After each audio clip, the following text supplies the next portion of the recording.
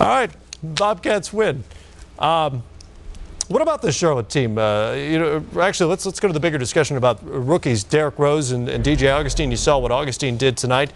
Rose is maybe the cream of that crop. Who's impressed you most? I'm glad we got to see Augustin in that clip because he's a guy that doesn't get mentioned a lot. But he really came in there and took over that starting point guard spot after about 10 games, moved Felton over to the 2, and that really has been a solid backcourt for that team. To me, Derrick Rose is the guy that has stood out more than anybody else because it is so difficult to come into this league and take the basketball and lead a team. A young team as it is, they're all trying to learn the game as well, yet you as a rookie are responsible for making those guys look good.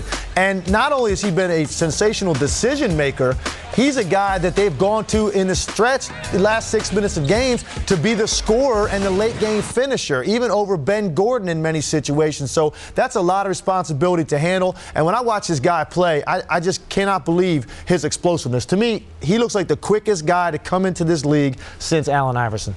For me, being a young player, it's all about dealing with adversity, learning new situations, and allowing them to make you a better person and a better player. So 2 rookies I really want to salute are O.J. Mayo.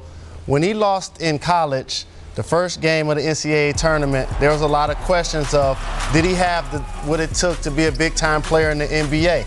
He's playing a combination guard for a team that was already expected to basically be a lottery team anyway. If you haven't played the game, you say, oh, he's just jacking up shots. That's why he's averaging 20. Trust me.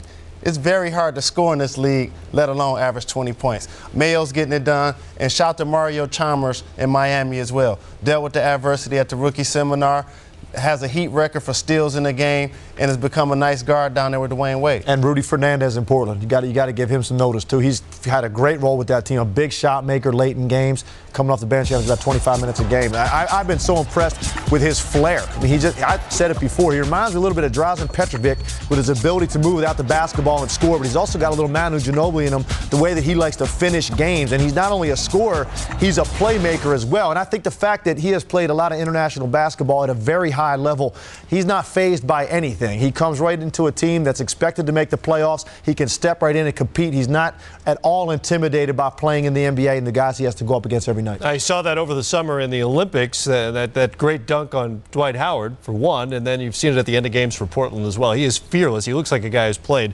in big games.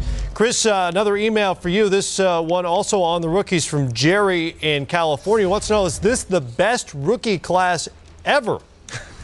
I think Jerry's a bit caught up in the moment. It's a good class, but you can just go back to 2005. Chris Paul, Darren Williams, Andrew Bynum, Monte Ellis, Danny Granger. 2003, LeBron James, Dwayne Wade, Carmelo Anthony, Chris Bosh, Josh Howard, David West. I could go on and on. This is a very good class, very deep class. Beyond the name players like Derrick Rose and O.J. Mayo, Michael Beasley, DJ Augustin, who are doing things, you've got a George Hill, a Luke Baamuti, Jason Thompson, Anthony Morrow, guys who are unheralded coming in and doing work in the NBA. So it's a very good and deep class, but it's far from the best ever.